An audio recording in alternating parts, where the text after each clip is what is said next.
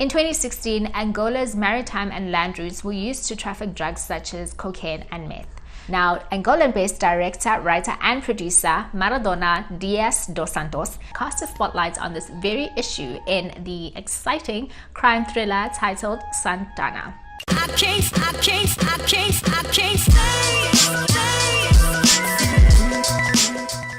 Two brothers, Dias and Matias, work to serve their country. One is a leader in an elite police force, and the other brother is a general commander in the army. Now, these two brothers are forced to work together to find a drug lord who they soon discover is actually a man who was behind the murder of both of their parents 30 years ago.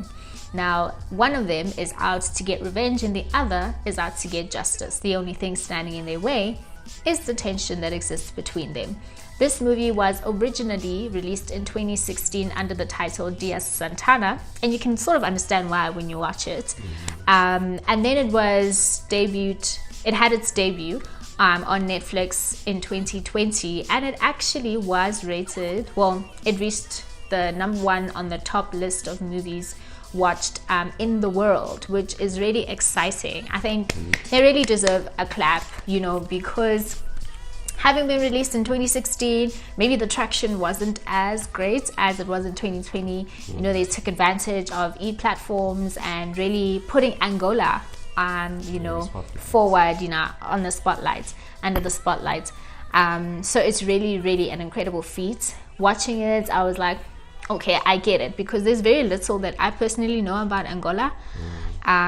So it was interesting to see even the movie talking about what is still existing. There's a huge drug trafficking problem in Angola. The country is known as a transit destination for various drugs that go to Brazil and, other countries. Yeah. What did you think of it? I enjoyed it. Yeah. I enjoyed it. I hardly enjoy movies. Really? You're a tough crowd. Yeah, I think I'm a tough crowd. I think I am so far in the series, in all the episodes we've reviewed. Yeah. I think I'm one of those guys who's just that guy. So what did you enjoy about this? I loved it. I loved the storyline. I loved the fact that we actually get to see what our neighboring countries are doing. The talent that exists there. We get to see that. We get to hear something that doesn't really talk about South Africa being the bad guy. Especially when it comes from an African context, because big brother, It's a problem. It's a problem, but I loved it. I loved the storyline. I loved the tension. It's thrilling. It's thrilling to watch, and it's quite amazing how good quality can come from a country such as Angola, which we basically know nothing about in South Africa. We don't actually get to see much, although it had South African stars that are playing lead roles there. But it's quite interesting to see and watch high quality movies from there. What do you think?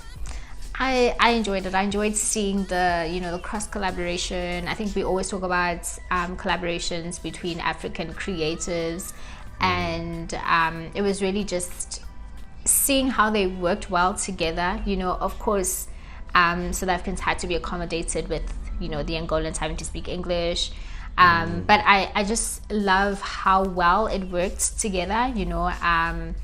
They were smart, obviously, to make the big drug boss South African to really connect the dots between the two countries, and having actors, thespians representing both countries. I loved that. I enjoyed again the story, because looking further into the subject that they were exploring, then it revealed something about a social issue that exists in the country.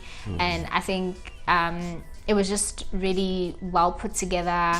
The twist in the movie really got me. I was like, oh, hectic, it's you who's been the mole the whole time.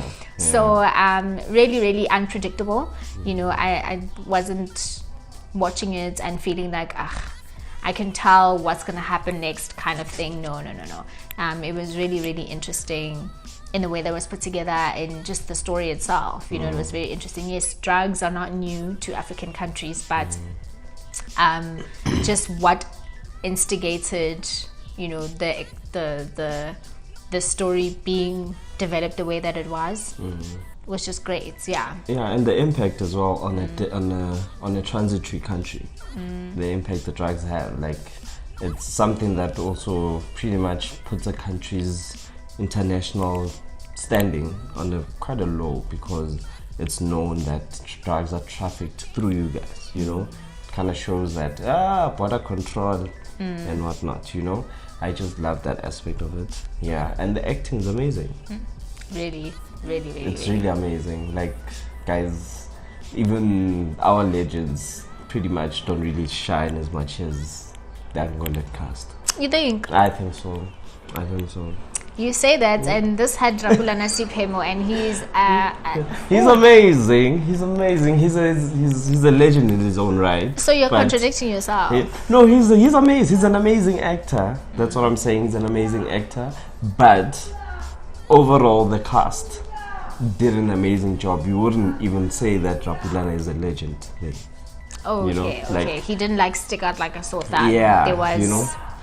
You saw everybody's like being on the same level of skill. Yeah, hundreds. You know?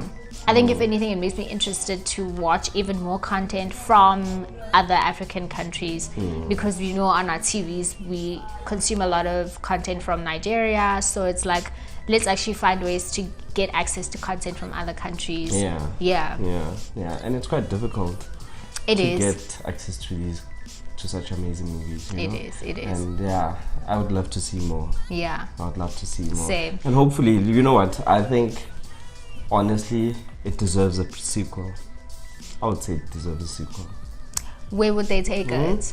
I mean, Santana and Matthias were looking for Diaz and Matthias, sorry. Yeah, they were looking for their parents' killers. Yes, they looked for that. Well, they found him along the way. Yeah. So let's also look into how more of the drugs problem they solve, you know. But it would be nice to see how Angola changes after that huge bust, you know, and the relations between Angola and South Africa changes when South Africa learns that Angolan high-ranking officers were actually in the country illegally committing illegal acts, you know, that were not sanctioned by their countries. Interesting. What would you say was your like favorite scene from that? Because it was like full of action. It was an exciting movie, and you said you enjoy it, so you must have a favorite scene. Oh, my favorite scene, man! There's so many favorite scenes there. Speak on them. Yeah, I just loved how they were briefed. The team briefing went, and when they got to the actual building, they were going to pretty much raid. Yeah, you know, that was an exciting scene for me too. Seeing like, because it looked almost real. Like, it looked like they were using live ammunition, and you know, because there was a scene where a camera got shot at and it actually tipped over. Maybe they missed it, but I saw that. You know, a camera got shot at and it tipped over. So that's what made me think that this must have been like live ammunition or something. But of course, no, it wouldn't be live ammunition. But the action was just so real. You know, the guns firing off was just so believable, so real, that it made me think that way. So I definitely, like, kudos to them, you know, to the effects team for really giving us that intense action. Like, it was so cool to watch. That was like top 2, not number 2 kind of favorite scenes I've ever seen, like action scenes I've ever seen. And I'm not a big fan of action movies, so this was like an exciting scene for me. I've seen that confrontation. And when that other guy, I just forgot his name, but the geek of the team, when you got shot, I thought he was killed. I was like, you're dead, until that other one pulled him and he's like, get up, you'll be fine. I was like, oh, okay. Yes, he's wearing a vest. That was really cool scene. I love that also elements about the movie. You know, there was a bit of comedy involved, using this one guy as like, you know, the catalyst of it. It doesn't take itself too seriously. No. And also, it's very real. Like, in every team, you are gonna have somebody who's like the comedian, not in a way, not intentionally, but you are gonna have that person. So it was really interesting, you know, that dynamic. But yeah, Overall, though, if you were to rate it, how many Biltong sticks would you give it? I'd give it a 5. Most def, you know. I'm hardly pleased. I think this is the second one I'm giving a 5. But I think I'm giving it a 5, solid 5, you know. The intensity of it. Although there was a scene which I give it a thumbs down, you know. You'll just have to watch it and you'll see why. Yeah, we're trying not to do spoilers now because it's upsetting to some people. I'll also give it 5 Biltong sticks. I think it was a really great movie overall. So that's 5 Biltong sticks from us. If you've also seen Santana, I mean, there was great hype around it when it had its debut on Netflix. So if you've seen it, definitely let us know what you think about it. Give your rating and leave a comment down below. And if there's a series, film or documentary you'd like us to review that features South Africans or Africans in the diaspora, let us know in the comments. I'm Gomo. And I'm Dumi. And this is the Biltong Review. Thank you for watching.